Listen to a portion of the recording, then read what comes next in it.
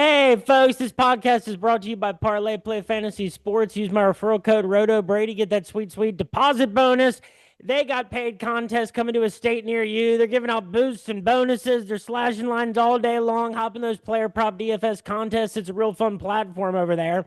And what is up, everybody? This is Brady Rowe bringing you another interlude episode of Tap That MMA podcast, changing up the intro read of this just a little bit. And folks, we've got combat sports starting to amp up a little bit more of 2026. Follow me on Twitter at RotoBrady. Follow the podcast at Tap That MMA Podcast on YouTube and Spotify. At least on YouTube. We'll see about Spotify moving forward. And follow me on Instagram, RotoBrady MMA.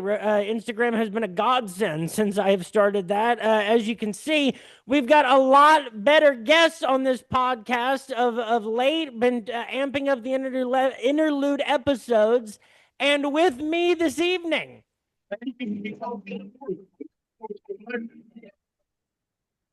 the rear naked choke brings on the tap in your co-main event. Official time, 2 minutes, 3 seconds of round number one. Declaring your winner by submission, still A1 Combat Featherweight Champion Joy, Killjoy Pendell. you heard it there, folks. A 7-2 professional in the women's featherweight division. Give it up for Joy, Killjoy Pendell. Joy, thank you so much for being here. How's it going tonight? Going great. Thank you so much for having me. So, Joy, you're coming off 2 straight featherweight title wins in Urijah Faber's A1 Combat and Supreme Fight Night. That caps off 4 straight wins that you collected in 2025. So you must be feeling pretty good about how the last year went. I'm feeling so good about how 2025 went. Yeah, 4 wins, all by choke. 3 of them in the first round, 1 in the second round. No damage taken, 1 title defended, 1 new title earned. And I'm now an international champion too. So a champ here in the States and in Mexico. So I'm feeling fantastic. I don't know if you saw, but WWE MMA rankings just came out with their list of the top 10 featherweight women in the world. And I'm number 5. And the only 4 above me are right there in PFL. So I'm sitting there, PFL, where you at? When are you going to give me a call? And looking for that Invicta title. I'm looking for all the smoke in 2026. And I think that was where I think that was how we finally got connected, was my comment on those rankings. Because I was like, yo, we need to see a Grand Prix of all these people in the top 10 at least right now. Let's do it. And this is the crazy thing is like, because what you just mentioned was like PFL, hello, and Invicta. Invicta has been the premier name in just women's MMA for such a long time. It used to be where the Invicta champion, it was almost like they had like a direct line to immediately like facing Amanda Nunes, like for the title. Mm-hmm. And it's kind of slowed down a little bit. It's not necessarily like that anymore. And PFL, this is the question, is what happens post Kayla Harrison in PFL with some of those weight classes. So as you're moving forward into 2026, and especially with all these promotions, they're changing up all their broadcast deals. I mean, LFA is going to be on Vice TV moving forward. The UFC is moving away from pay-per-views onto Paramount. There's all this shifting going around. How do you plan for that in 2026? You know, it's just like in a fight. You can't be too locked into your game plan. You have to have an idea about where you want to get it to go. But as far as how it gets there, you just have to go with the flow. And so I'm not too worried about how things unfold. I'm not worried at all. And I'm not too focused on a particular path of how to get there. I just know that my goal as a martial artist, of course, is to be the best. But more than that, is simply to reach my full potential. If I can reach my full potential of what I know I'm capable of as a martial artist and as an athlete, I know that will result in me being number 1. So that's all I care about, is just being at my full potential, being number 1, beating all those girls on that list, no matter what promotion I have to fight them in. I just want to beat all of them. So, but look, it's my inkling. It's just my personal inkling. I think that the UFC doesn't really like Chris Cyborg so much, and Chris has announced her retirement this coming year. She wants one more fight, and that's it. So I really have this feeling that after Chris retires and hangs it up for the last time, I think the UFC is going to bring back the women's featherweight division at that moment. And I think Kayla Harrison is going to bump right up because, it's hard to make 135. And I think we're going to have a thriving 145 women's division in the UFC either this year, like late this year, or next. That is a very interesting theory. And it's something I hadn't thought about before, but how UFC that would be to bring that back, not to spite Chris Cyborg necessarily, but because they wouldn't have to answer any questions on why Chris Cyborg isn't a part of it. Mm. I think, and hey, Tapology, with Joy Pendell currently being ranked 23rd in the world female featherweight rankings, some of these people haven't fought since 2021. Get this shit updated. Come on, for God's sake. Now, as to the last year, to the women's featherweight division, what an interesting division that it is, and a small community really at the top at the moment because you fought Zarina Turi in Invicta, November 2024. Almost a year to the date, you fight her for the Uriah Faber A1 Combat Featherweight title and get the win. And a lot of these people you have faced before. Carlene Chandler, you have quite a history with. So what is it like to be in a division where, for the lack of better phrasing, everybody knows everybody, and you might go to a different promotion next week, and you might be matched up with the same person? Yes. Well, let me just touch really quickly on the history with Zarina and with Carlene. So with Zarina, she was my Invicta debut, and it went to a decision. It was unfortunately it was a little bit of a boring fight because I was so committed to my game plan of putting her on the fence and taking her down. And it was easy to put her on the fence, but it wasn't so easy to actually secure that takedown. But nonetheless, I did control her and like hunting those takedowns the whole fight, and all she was doing was like little rabbit punches. And anyway, but the judges saw it her way, and look, that's my fault. She won the fight. Like, it's my fault. But I mean, look, I still just don't even feel like she should have gotten that win. I still feel like I should have gotten that win, but no complaints. But a year later, so I was like, that was on my mind that I wanted to rematch her because I felt bad about my performance in general, about our performance in general, just how the fight unfolded. And then I just having felt the different aspects of her game, I was really, really confident that I could beat her. So like I really sought her out to get that rematch. And then with Carlene, I TKO'd her at the Emmys, and I didn't really like want to fight her again at the pros just because of like her personality. Like she's a real brat. I don't know if you know that or not. But anyway, I didn't really want to fight her at the pros, but she was offered to me as my pro debut, and I was like, whatever, I'll fight this girl. And I was totally whooping her until I wasn't, until I made a mistake, which is like good for me. It was like good for me to go through that. It helped me, grow in my mentality as a martial artist and all these things, blah blah blah. But again, so then I was like hot on getting that rematch as a pro because I'm like, this girl is not better than me. Like, don't get it twisted. Like, I'm sorry, I messed up, but like, don't get it twisted. Like, I'm worlds better than this girl. And I just went in there and proved it the final time. But anyway, but other than that, I'm not like a big believer in rematches. Like especially like once I have a win over somebody, like why would I go out of my way to rematch them again? However, if there's like a reason for it, like if the money is right or if it's for a particular title, particular opportunity, I'm willing to do it. Like I'm a professional fighter. I get paid to fight people, I'll fight whoever, but there just has to be a reason. So it's like it's a new opponent, I'm growing myself. But yeah, like on that top 10 list, I've beaten two of those girls. And then that leaves 7 more for me to go through. So I just want to fight all of them.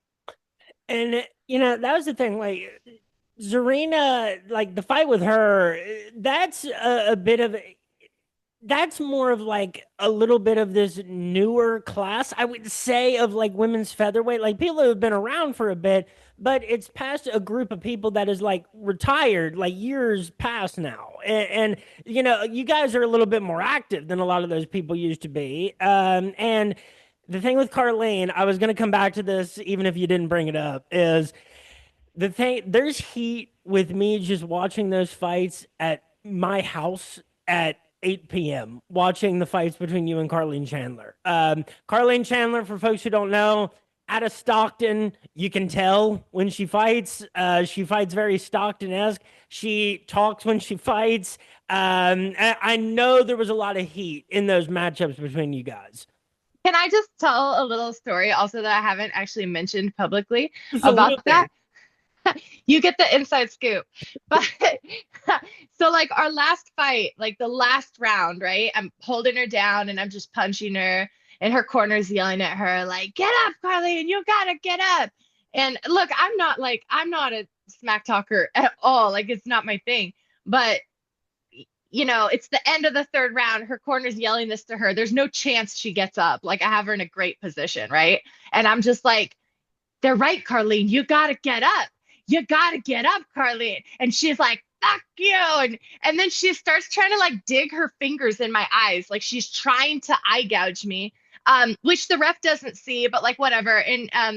And I'm just squeezing my eyes shut really, really tight so her fingers can't like get all the way in. And I'm, like whatever. But it's like that is so her personality to be like calling me a bitch and telling me all this crazy stuff and then try to eye gouge me at the end. Like she's just that kind of person, which is again why I like never had any interest in fighting her in the first place. It's just like all bad energy. But whatever. Again, it's good. It's good for me to deal with that kind of personality because I'm sure she won't be the last fighter I ever face that's like that. And so it's just good to like, yeah, just like not let that energy affect my energy and affect the way that I fight it. Yeah, like you know, there's certainly a personality juxtaposition between you two, and to stay in your game is an important thing, and that's something I've always loved about a lot of people in the particular camp you come out of is like very likable and personable people, but like don't necessarily have to be negative and antagonistic to like to market themselves or whatever it is. Like you market yourselves through being likable people and great fighters, and that works when it's successful.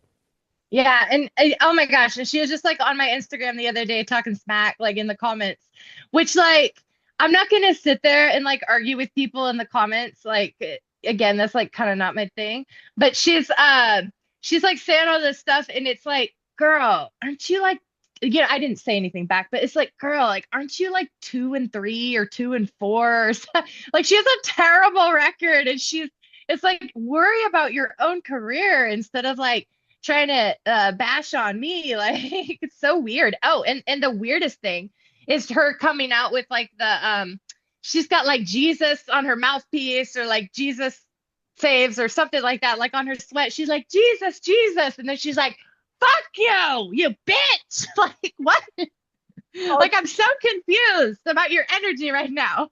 She was feeling herself that first round. She landed like a 1-2 or something like that in the first round. She started doing the Nate Diaz thing. And Yeah. I mean, here's the last thing I'll say about Carlin. Last thing that either of us have to say about Carlin Chandler is like that's a person I feel is almost trapped by being a Stockton fighter. Like you don't have to talk yourself into a hole all the time. Like you can just improve and try to win fights. No kidding. Like she's she fancies herself as a striker, right? She comes out there with like a lot of swagger and swings and and that's like I feel like the one thing she has is she has this like really like intimidating like I'm gonna knock you out kind of energy, and it does have this effect where it's like, oh shit, am I gonna get hurt right now? But the thing is, like in our last fight, she did improve quite a bit, by the way. The last time we fought, she was a much better fighter than the first two times we fought. But like she hit me like pretty clean like a couple times. and like as hard as she possibly could. And the thing is, though, it didn't it didn't do anything, you know? Like I got like a little swollen right here, like little black eye, like a little swollen right here, but it didn't do anything. Like she hit me with her best shots, and it's like that was it. Okay, cool. And also you can't wrestle. So anybody like touches her, she falls to the floor. Like she's the easiest person to take down I've ever put hands on in my life. Well, So that's all just to say, improve the wrestling, less smack talk, and then she would have a shot maybe in the professional fight world, but whatever. That's for her coaches to tell her, not me. and it's this weird thing that's happening in MMA right now where maybe there's a little bit of an overcorrection on scoring where people are like very anti wrestling and grappling right now.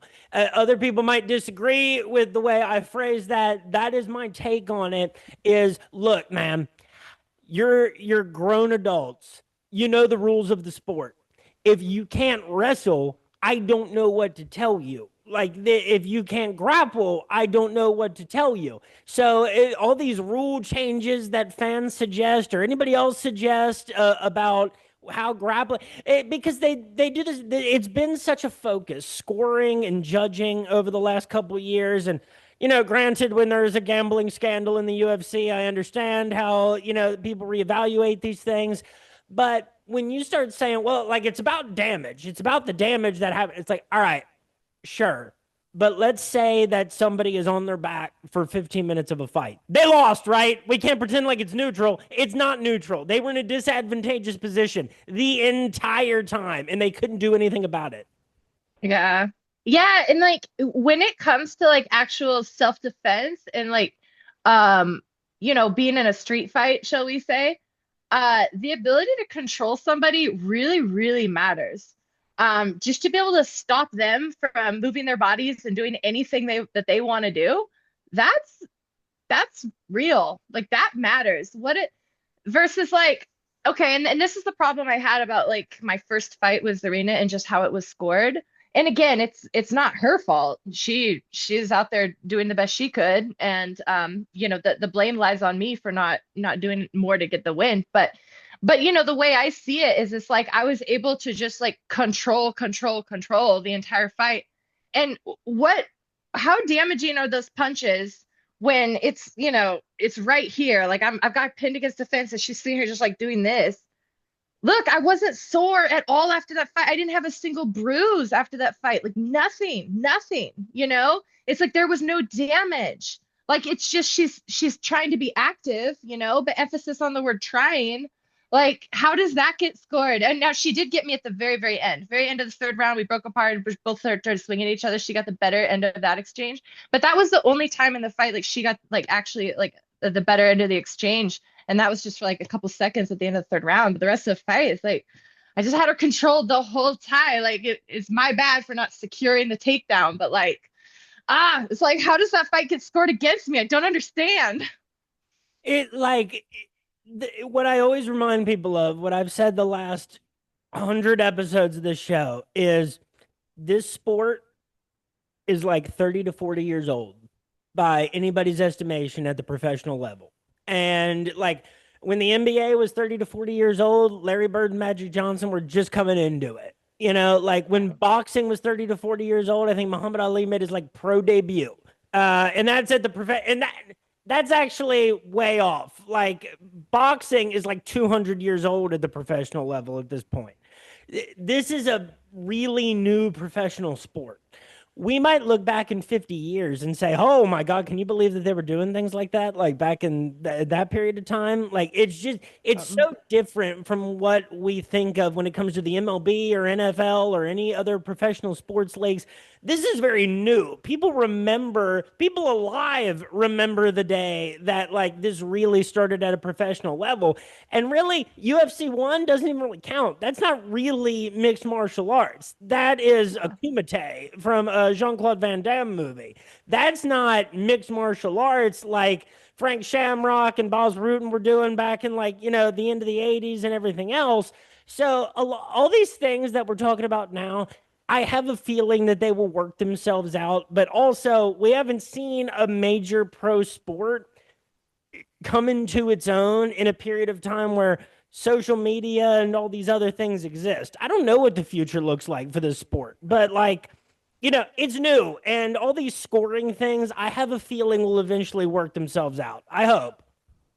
Sure. And I'm glad with some of the rule changes, like the 12 to 6 elbows being legal. That is so good for me because I honestly like I just I'm like afraid to throw elbows sometimes because I'm just worried that the angle is going to be slightly wrong and then I'm going to get like a DQ. And now we just don't need to worry about it. We can just freely throw elbows and yeah, like there's going to be little changes like that that are just going to make it better as we go. But again, like martial arts is about self-improvement. It's about figuring things out, becoming better. So, hey, however things are scored and whatever the rules are, the fact is, if you're focused on yourself making progress, hey, even if you gotta like eat a couple losses and just like keep moving forward, don't worry about it. Just be better next time. And so you have won four in a row, seven out of your last eight. And we've talked pretty thoroughly about the one loss that's sandwiched in between there in November of 2024. Um, and based on the rankings, like you said, a lot of those people that are above you in the women's featherweight rankings, as those are put together by outside bodies, of course, people that are paying attention to that, they're all centered in a specific location.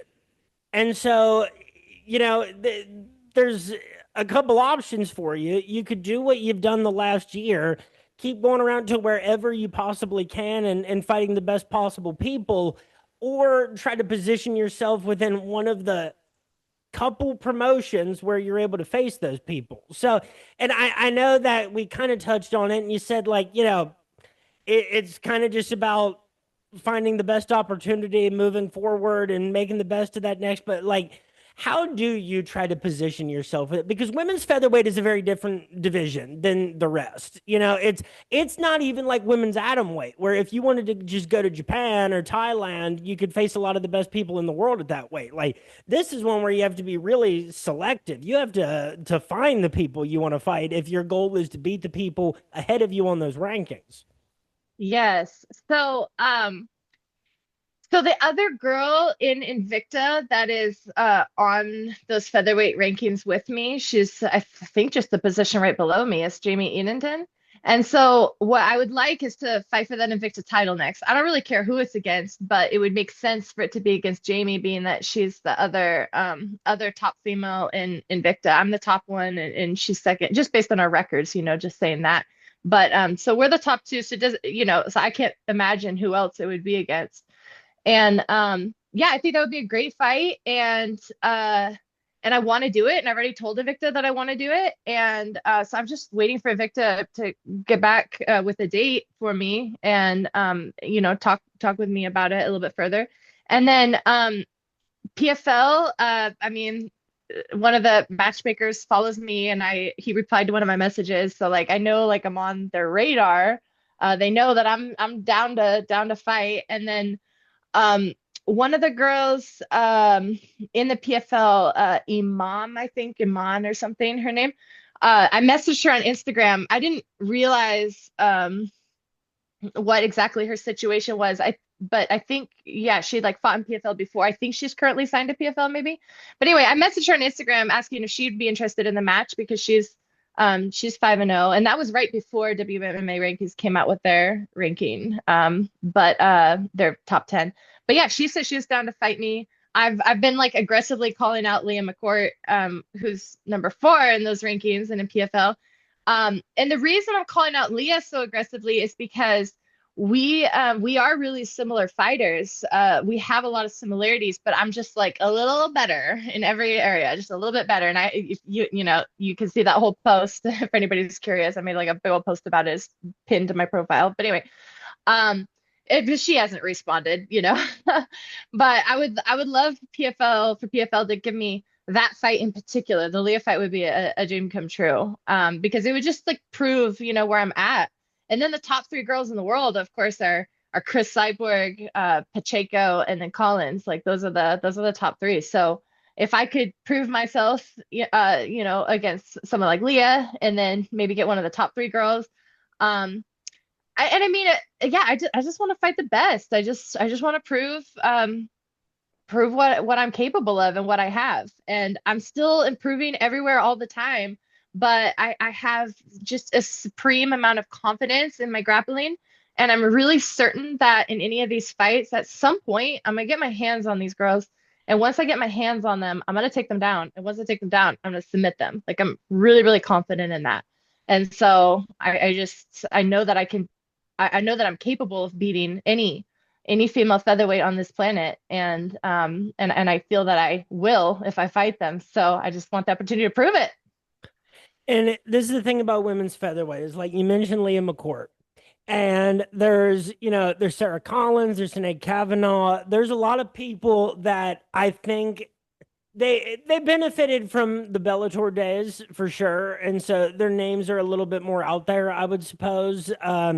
There's a few people out there. And the thing about PFL is if it's me, I would tell PFL absolutely you continue women's featherweight or women's lightweight as much as you can. You know why? Because it means that whoever your champion is, you can say is the best in the world, and people will believe it, is the thing. When PFL has a middleweight champion, people don't believe that that's the best middleweight in the world. I'll be frank. But when you're Kayla Harrison and you're at the top of the PFL women's lightweight division, for sure that might be the best women's lightweight in the world.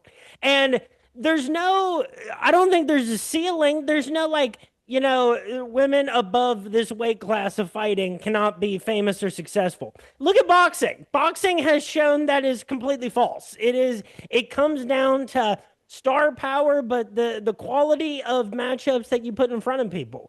And so I think that I'm not quick ever to call people closed-minded or maybe short-sighted, but not closed-minded when it comes to stuff like this.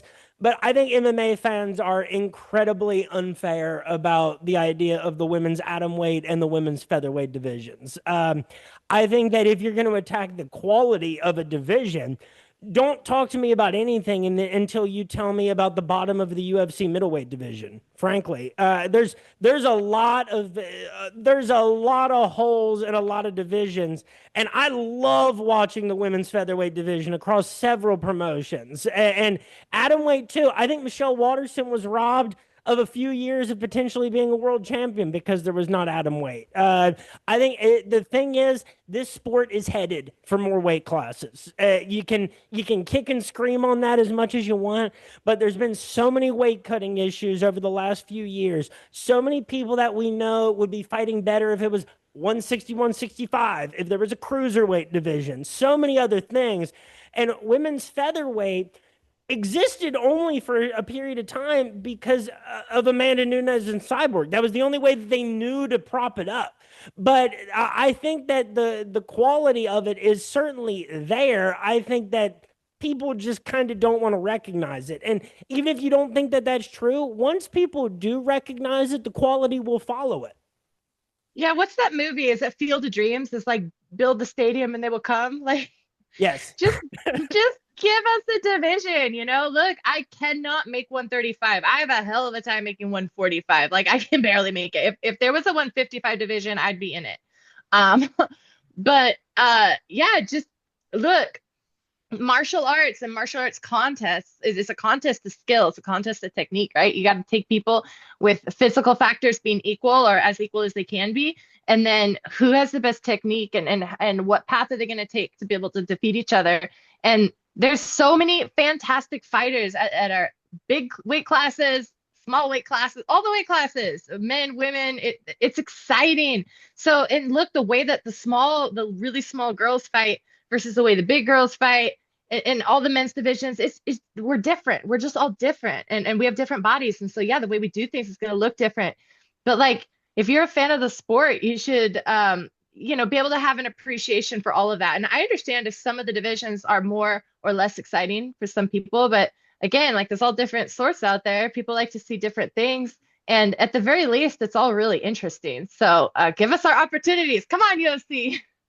I mean, look at Melissa Croden of the UFC Women's Bantamweight division. That's someone that I think would benefit from there being a featherweight division for them to fight in at that level. And I like we see a lot on the Contender Series and with the UFC is people take opportunities that aren't necessarily 100% in their favor because it gives them an opportunity on a certain platform. Yeah. Oh. So now to speak a little bit about Urijah Faber A1 Combat, a promotion that I absolutely love for a couple reasons. One, being a guy on the East Coast time zone, I have always loved sports on the West Coast time zone. It's going on at a time where everything else is shut down and I can focus and watch that thing. Um, I love A1 Combat. I think it is so perfect for the West Coast flavor of mixed martial arts and like something that Urijah Faber practically invented is the West Coast flavor of mixed martial arts. So, what do you, I mean, like, yeah, okay, just to go back, there's a lot of people that, there's plenty of people that contribute to that, but the California Kid with that signature look, the WEC blue, now there's the A1 Combat. Yeah, it's so perfect. It's perfect for what they're trying to do. And that's a promotion that puts on fights for whatever is of quality. That's what I like about them. What has it been like being with that promotion, especially with the camp that you come from? Yeah, it's so awesome. So first of all, Uriah is such a trailblazer of mixed martial arts. I mean, and he's such a cool person and so down to earth and just like exactly the same kind of person, just like right there face to face, as you see in the interviews and everything. He's just awesome, awesome human and really great martial artist and has just done so much to grow MMA. And yeah, the A1's a really great promotion to be a part of. I'm really proud to be the champion, and I'm excited to see A1 continue to grow. And honestly, they've actually had a lot of women featherweight fights the last couple of years. Out of all the different organizations that host women featherweights fights, A1 is one of the top. So hopefully they continue wanting to showcase us women's featherweights and just keep growing the division. But yeah, and look, if that's their plan, then I would love to be a part of it. And but I'm just looking for, again, the best opportunities and fighting the best. So I'm a free agent. I manage myself. I'm not locked into any contracts. I'm not locked into anything. I can move around at will, make decisions at will. So I'm just here waiting for phone calls. Now, like with Invicta, it has not, you fought twice in Invicta just last year, and against like, Julia Dorney, Marilia Moraes, those are recognizable names for sure. And the thing with Invicta is there's been a little bit of concern from people who love watching those fights because the pace of those events has been a little bit more uncertain. It's been a little bit slowed down. Is there any news on that front about when you might be able to compete under the Invicta banner next?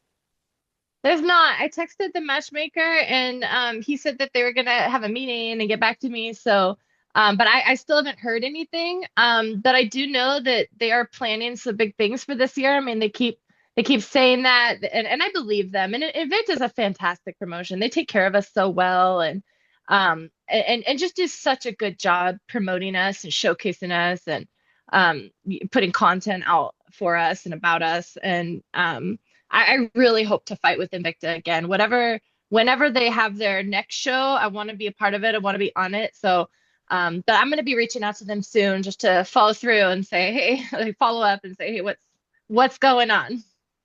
I love Invicta, especially in that period of time where it was like Invicta champion, like on to the next. Like, yeah, or you're gonna fight Amanda, and maybe that wasn't the best model, like for sustainability, maybe, but that's what happens sometimes when, like, Amanda Nunes is at her complete peak. Like, it seemed for a while like, why are we setting these up? But that's because Amanda Nunes was so good at her peak. Hmm. There's plenty, but this is a new era. We're seeing a lot of these people retire now. As this happens, as people, get up there in age, they're not, at their peak anymore. And look, even with Amanda Nunes, at a time when we thought she was unbeatable, Juliana Pena was able to beat her. You know, like this is the reason that fights don't happen on the internet. They happen in the cage.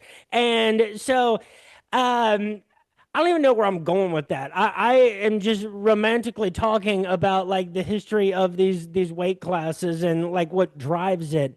But Joy, I know you have to get going here in a little bit. So what I will end off with is just what do you want people to expect from you in the year 2026? And if there's anybody you want to shout out or anything that you want to say, the floor is yours. Thank you. Yeah, gosh, I wish we could talk all night. There's so much to talk about, but I gotta get back to my job. I gotta go to practice, like you said. But yeah, big things ahead this year. I'm trying to be more active on my social media because I realize that part of getting opportunities is being a little more out there as far as just available for the fans to interact. And I love my fans, I really do. It's just the social media and the internet game, like I'm newer at that and not as good at that. Like that's not the part I'm passionate about. I'm passionate about training. I'm passionate about fighting. I'm passionate about being the best. When it as far as like posting pictures, like I'm still trying to get better at that. But you can expect me to be way better at that this year. I'm gonna put my best effort and put my best foot forward on that one. Also, I have some really exciting news as of today. So you'll be the first one to know, or this podcast will be this is my official announcement. But in 2 weeks, I'm gonna go to Thailand for 3 weeks. I'm gonna go on a little traincation. So maybe even get a Muay Thai fight while I'm out there. I'm really hoping. So yeah, like that's gonna be great. I mean, I figure until I get booked for a fight, I may as well just take advantage of these opportunities that I have to travel and train and improve my skill set and all that. So yeah, I just got my ticket tonight and I'm gonna be bouncing up to Thailand. And yeah, just I'm gonna be active. I'm gonna find fights. I'm gonna stay on all these promoters about putting me on. I will be as annoying as I need to be on Instagram until I get the fights that I want and the fights that I need and the fights that the fans want to see. Folks, this has been another interlude episode with 7-2 professional women's featherweight fighter Joy, Killjoy, Pendell. Joy, thank you so much for being here. This was an awesome episode. I can't wait to see what you do in 2026. Folks, thank you so much for listening. Have yourselves a great week and peace.